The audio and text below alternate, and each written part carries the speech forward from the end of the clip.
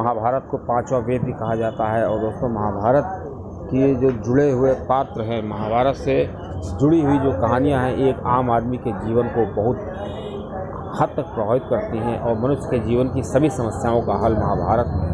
दोस्तों अब इतनी बड़ी जो लड़ाइयाँ लड़ी गई महाभारत की और रामायण की, तो वो सब शस्त्रों के बल पर और उनमें अस्त्रों का बहुत ही ज़्यादा महत्व था।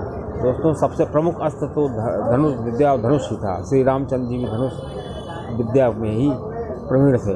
दोस्तों अब प्रश्न उठता है कि इस महाभारत और रामायण काल में जो धनुर्धर हुए हैं उनमें सबसे श्रेष्ठ, सबसे उच्च धनुर्धर कौन था। दोस्तों ये कहना तो बहुत ही मुश्किल है कि कौन सबसे सर्वश्रेष्ठ था, लेकिन फिर भी एक विश्लेषण के अनुसार देखा जाए तो इस वीडियो में जो बताया गया है उस क्रम को एक माना जा सकता है।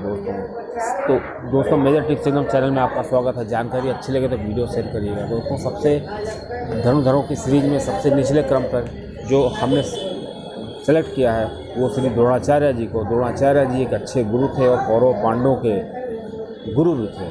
दोस्तों अब द्रोणाचार्य जी कहाँ से उन्होंने विद्या प्राप्त की थी धनुर्विद्या की। दोस्तों श्री द्रोणाचार्य जी परशुराम जी के पास गए थे और परशुराम जी जब अपना सब कुछ त्याग करके संन्यास लेने की तरफ जा रहे थे, पूजा करने के लिए जा रहे थे, तब उन्होंने अपनी जिज्ञासा प्रकट की परशुराम जी से कि मुझे भी कुछ दिया जाए। तब परशुराम जी ने उनको धनुर्विद्या दी थी। दोस्तों उसी विद्या को उन्होंने सिखाया। दोस्तों दूसरे नंबर पर आते हैं अर्जुन।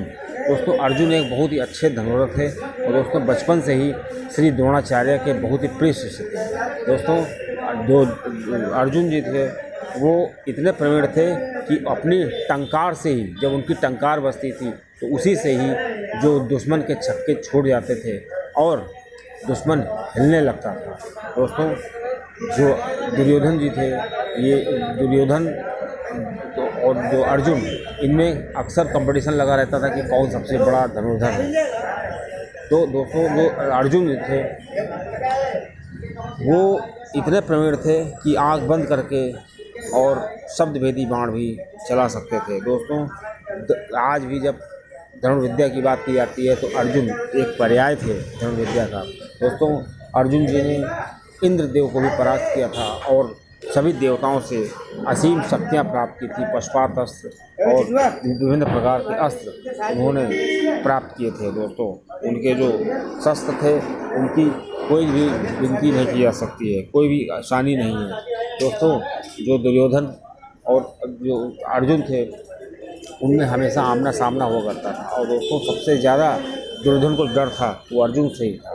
दोस्तों चौथे नंबर पर जो तीसरे नंबर पर आते हैं वो है भीष्म पितामह जी। दोस्तों भीष्म पितामह जी चूँकि गंगा पुत्र थे और उन्होंने परशुराम जी से धनुर्विद्या सीखी थी।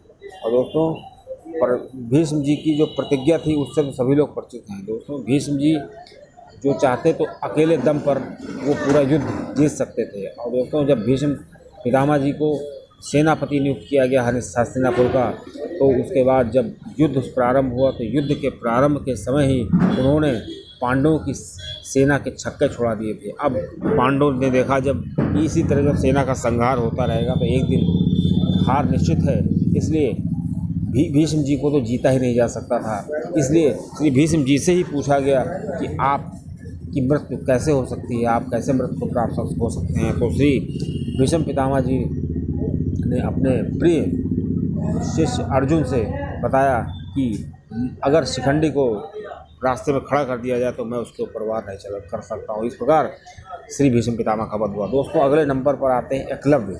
एकलव्य को इन सभी से ज़्यादा अच्छा धनुर्धर माना जा सकता है क्योंकि दोस्तों द्रोणाचार्य जी ने इसको शिक्षा देने के लिए मना कर दिया था कि मैं तुमको भील पुत्र होने की वजह से मैं तुमको शिक्षा नहीं दे सकता हूँ।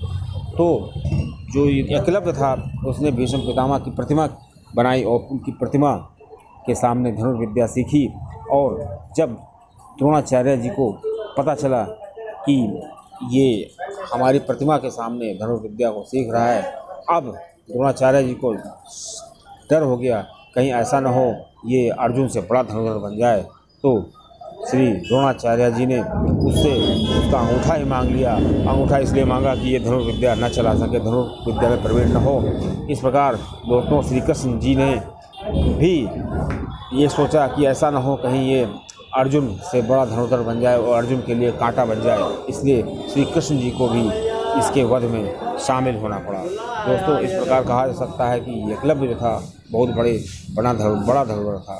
दोस्तों, इसी सीरीज में जो अगले क्रम पर आते हैं वो है आपके कर्ण। दोस्तों, कर्ण जो थे कुंती के पुत्र थे और सूर्य पुत्र थे। दोस्तों, कहा जाता है कर्ण इतना बलशाली था कि उसने अगर अपना कवच कुंडल दान न किया होता तो उसे कोई देवता, कोई गंधर्व, कोई राक्षस कोई मार ही नहीं सकता था।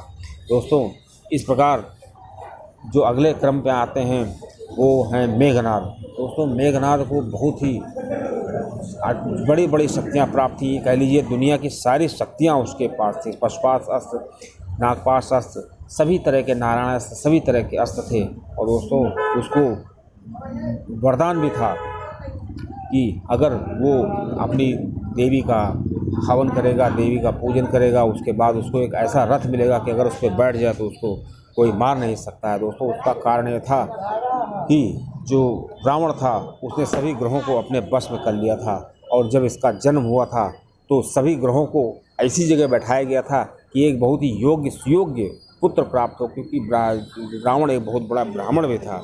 लेकिन शनि जी ने उसकी बात नहीं मानी। शनि 11वें के बजाय 12वें स्थान पर बैठ गए।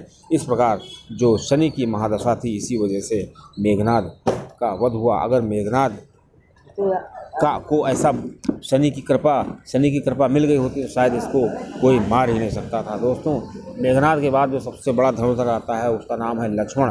दोस्तों, श्री लक्ष्मण जी जो थे बहुत ही बड़े धनुर्धर के रूप में थे, क्योंकि उन्होंने मेघनाद का वध किया था। और दोस्तों, श्री लक्ष्मण जी धनुर्विद्या में काफ़ी प्रवीण थे। और दोस्तों, श्री लक्ष्मण जी के पास ही बहुत ही अच्छे अस्त्र थे। लेकिन अगर श्री राम जी की कृपा भी थी उनके ऊपर। और दोस्तों, वो श्री जो पृथ्वी को पूरे तरीके से संभाले हुए हैं शेषनाग जी के अवतार थे। दोस्तों, इस प्रकार उन्होंने मेघनाद जी का वध किया था। अब अगले क्रम पे जो सबसे बड़े धनुर्धर के रूप में थे वो थे श्री रामचंद्र जी। दोस्तों, श्री राम ऐसा माना जाता है श्री रामचंद्र जी के पास दुनिया के सभी शस्त्र थे, दुनिया के सभी अस्त्र थे। ऐसी कोई विद्या नहीं थी जो वो नहीं जानते थे। वो साक्षात श्री विष्णु जी के अवतार थे। दोस्तों, इसलिए इस प्रकार कहा जा सकता है कि श्री राम जी ने जो सारे वध किए, कुंभकर्ण, रावण, इन सभी का वध किया। दोस्तों, इन सभी को मारना आसान नहीं था, क्योंकि ये कई कालों से पृथ्वी पर जमे हुए थे और तहस नहस कर रहे थे पृथ्वी को। और इन सभी को मारने के लिए श्री विष्णु जी को अवतार लेना पड़ा। और दोस्तों, जो श्री राम जी थे वो सभी विद्या में निपुण थे। इस प्रकार कहा जा सकता है कि श्री राम जी सबसे बड़े धनुर्धर थे। दोस्तों, इस धनुर्विद्या की सीरीज में सबसे आखिरी नंबर पर, सबसे एक नंबर पर आते हैं वो हैं श्री शिव जी। दोस्तों, ये माना जाता है कि धनुर्विद्या का आविष्कार इन्होंने किया और दोस्तों इनसे बड़ा धनुर्धर कोई नहीं है। दोस्तों, इन्होंने कई बार कई पुराणों में और